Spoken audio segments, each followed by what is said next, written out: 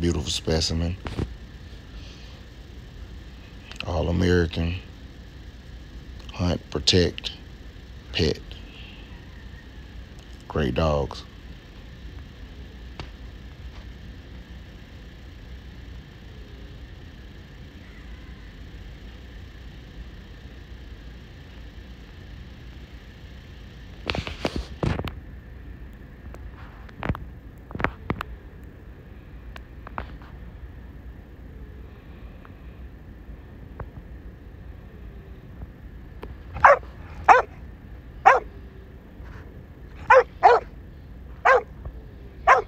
He's coming a long way. I'm teaching him to go forward. Lean in.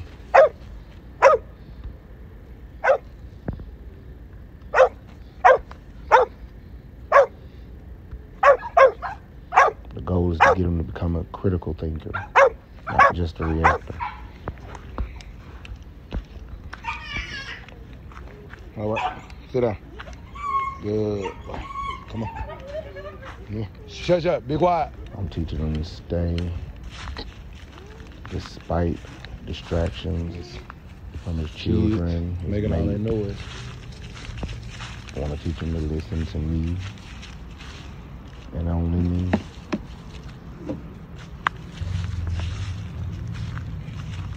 Okay. Sit. Stay.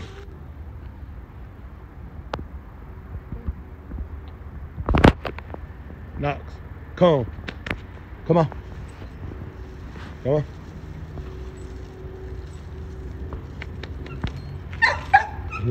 boy.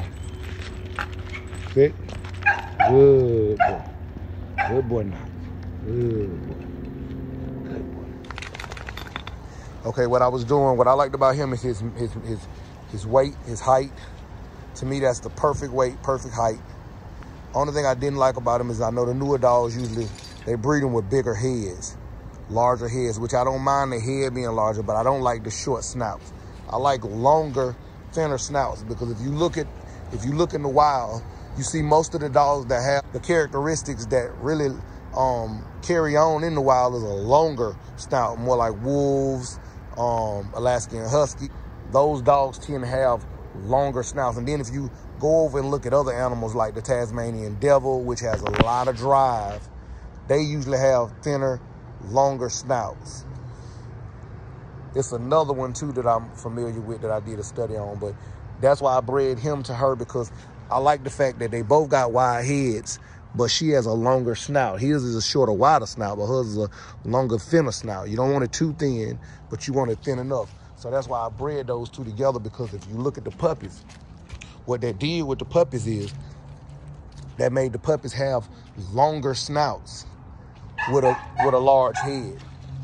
See, they got a snout like their mama, but they're gonna probably have big heads like their daddy. But I wanted that long snout, and then I wanted that broad body. That broad. I don't want the body too heavy. Like I said, to me, perfect, around about 65 pounds to the most. Because you want the dog to be an in-between dog, a medium weight. And that would be a medium weight dog nowadays because they breed the larger breeds so big. People want the large breeds, but they got to think about the problems that come in. It's a female, but you see she got the longer snout, the wider head, and then the heavy bones. Heavy bones, longer joints for running. Okay, this is my second breed of the year. I do 2 breeds every 2 years, yeah, give or take. But what I was talking about with the head is, you see her head, she got a longer snout, larger head. That's what I was going towards, and a larger stature and body. And I'm gonna tell you the only thing, but I don't know right now. I gotta see. Look at her legs. I was talking about heavy bones. If you look at this one, that's the issue. See these legs. See these legs? See how thin her legs is? Now, I don't know, she ain't but a year, she a little over a year. So I don't know as she get older if her legs gonna get bigger, but from the way they look now, they look kind of small. That's why I bred her back to her daddy, to thicken those legs up. I like the head, I like the nose, I like the snout on the head. I don't want them to go short. It kind of look like he's a very large dog, so that's what I want. I want to thicken her legs. So I bred her back to her daddy, and then what I'm gonna do is I'm gonna take these puppies and I'm gonna breed the puppies that I keep off this litter back to that litter right there. So that'll go in on that head and face, because she by mama and the mother dog's by mama. And what I bred them for is the genes that I'm trying to home in on. And these puppies gonna have them, and the other puppies gonna have them. So that's what I'm going for. But if you look at her head, that'll give you an idea of like long snout, big head. But that's what I want. She a little thin right now because she done had babies. So we have to see after she get older. But I actually think she exactly what I was breeding for.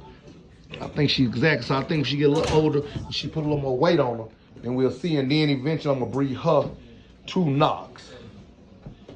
To dry that bread, that look along a little bit more. And then, like I said, to take those puppies, breed them back in to some of they maybe they cousins, first cousins. See if some sister and brothers in the litter got the same exact traits that I'm looking for, because then I can breed them two together, and then I can home in on that what's the name? But you see, she had a male puppy that came out her exact color, black and white, same markings. I'm thinking about keeping him, and the other three, I don't know yet. I'm gonna see as they get older what I'm gonna do with them. I might keep a girl out of that and let go of male and a girl. I got a chocolate male, a chocolate and white male, and then I got a brown and white female. I'm gonna let go, but I hadn't figured out which ones I'm gonna let go. But this is the second breed. I'll do a later video about that, but I just wanted to show y'all the faces, what I'm looking for. But right now, like I said, she done had puppies, so she kind of thin. But if you look at her, even though she done had puppies, she didn't have many of them. Her weight, come on here. Her weight is still really good. Like, you're not seeing her ribs. So that'll give you an idea of, that body. But that head is what I'm looking for, that long snout and a nice sized head. That's what I'm looking for.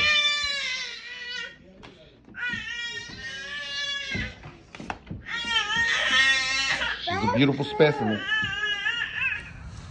See, that's one of the males. Got a heavier head, broader chest, heavy bones. Y'all gotta excuse the pink leashes. When they puppies, I don't put them on heavy chains. I start with the smaller gauge chain and move up, but I didn't want to put them on a heavy chain while they was puppies, because back in the day, we used to do this thing called breaking their legs. And what it was when you put heavy chains on them, they tend to bow the leg out, muscle the leg up, and it stunt the growth of the leg. So now what I do is I put my dogs on like leashes, ropes, until they get a certain age. And then that's when I introduce them to the smallest chain at Lowe's. It's a smaller chain. And then I move up as they get older. But I want them to kind of get to about a year, at least over 6 months, because usually around about 6 months a year, they get as tall as they gonna get. Some of them are growing to about 2 years, and then that's when they start getting wider. But when I think they reach their height, that's when I tend to throw on the heavier chains. But this is the other male. See, broad heads, longer snouts. That's for hunting. That's for protection, because you notice that they usually breed the predator. The Malinois and it's another dog, and I kind of like the frame of that dog. It looks a lot like the wolf. They call it the K9, but it's German Shepherd. Those are usually the two go-to dogs. But I don't like them because they're not durable enough. They're not like pit bulls. To me, pit bulls are perfection. It's the most brilliantly bred dog I think ever. What I've learned is animals with stronger jaw pressure tend to do less damage because they don't have the frame, the agility, the athleticism that pit bulls have. So their jaws will usually do more damage. The locking stuff is a myth. No dogs have locking jaws. They can bite and they just hold. They learn how to hold. But the pressure is what people look at. A larger stature dog like the Mastiffs, bigger dogs have stronger, heavier pressure. But the problem is they don't have agile bodies. They can't really do a lot of damage. They can probably bite a hole, but you got to think about it. The criminal not just gonna sit there and let the dog just bite on them. They're gonna be moving. They're gonna be trying to get at the dog. So you need a dog that's durable, that's very agile, that can kind of swing with the dog, swing with the intruder. And even when it go off into hunting, when you hunt and prey, like, be quiet, shush. When you hunt and prey like boar, when you hunt and prey like deer, when you just got the dog going at stuff, you want the dog to be athletic. Shush, be quiet. All right, I just wanted to show people what I was breeding for. A longer snout, not too long, but just long enough. And I knew breeding with a short snout dog and a longer snout dog, you would get like a medium snout. And like I said, heavy chest, nice strong bones. These dogs are gonna be very, very beautiful, but not only beautiful, they're gonna be tactical. Tactical to me means an animal that don't have any health problems as long as you follow the regimen that I do with my dogs. That means fast days, overeating days. You tend to gear them towards how they are in the wild.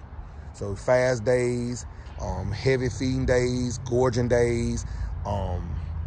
Then even when you do feeding them, you making sure you're giving them enough. You're not overfeeding them, but you're feeding them enough.